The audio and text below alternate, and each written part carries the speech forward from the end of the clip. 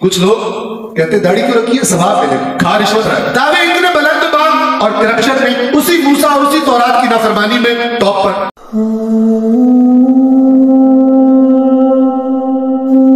ایک نمبر کے نافرمان، اللہ کے ٹاپ کے نافرمان، تورات کے اندر موجود واضح حکموں کی ڈٹ کے نافرمانی کرنے والے، جو اپنے مزاج میں آ جائے وہ مان لینے والے، اور جو اپنے کسی دنیا کے مفاد سے ٹکرا جائے ان آیات کو ڈٹ کر نہ ماننے والے۔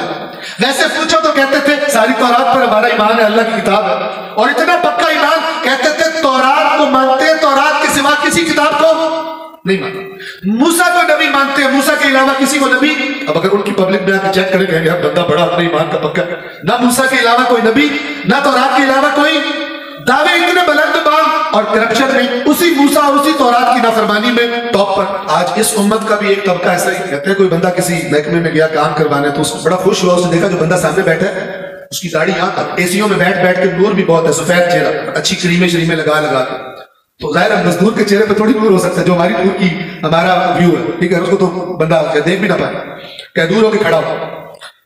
اے سیوں، ایئر کنڈیشنرز اور کریموں والا نور اور فیشلز والا نور بہت تھا اس پر،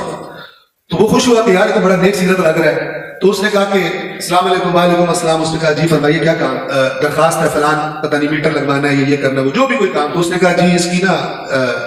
2 فیس ہے، ایک یہ فیس ہے اور ایک یہ فیس ہے۔ اس نے کہا کہ یہ ایک فیس تو مجھے پتہ ہے،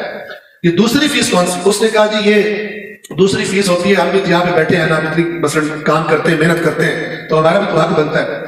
تو اس نے کہا کہ آپ مجھ سے رشوت مانگ رہے ہیں؟ اس نے کہا جو بھی نام رکھ لیں۔ تو پھر اس بیچارے نے کہا کہ ماشاءاللہ آپ کے چہرے پر اتنی لمبی داڑھی ہے، یہ کس کی؟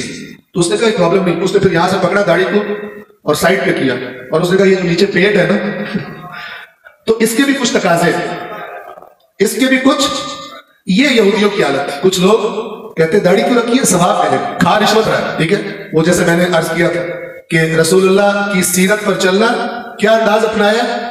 وہ والے کام تو نہیں ہو سکتے کہ معاشرے کی اصلاح ہو، اس میں تو لوگوں سے تھوڑا گڑبڑ بھی ہو جائے گی، حکمران بھی ناراض ہو جائیں گے، کوئی کیس ہی نہ بن جائے، تو کس طرح سنت پہ چلو۔ رسول پاک کو کدو بہت پسند ہے، کدو کھاؤ،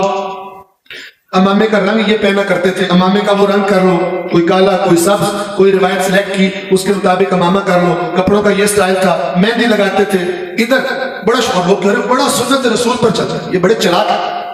یا بیچارے نادان ہیں، لیکن جنہوں نے اس ٹریک پہ لگایا وہ بڑے چلاک ہیں کہ یہ معاشرہ ظلم و ستم سے بھر گیا، تمہارے کان پہ جو نہیں ریگتی اور کدو کھا کے تم ثواب لے رہے، سلیکٹڈ دین، یہ اللہ نے یہودیوں کی صفت بتائی۔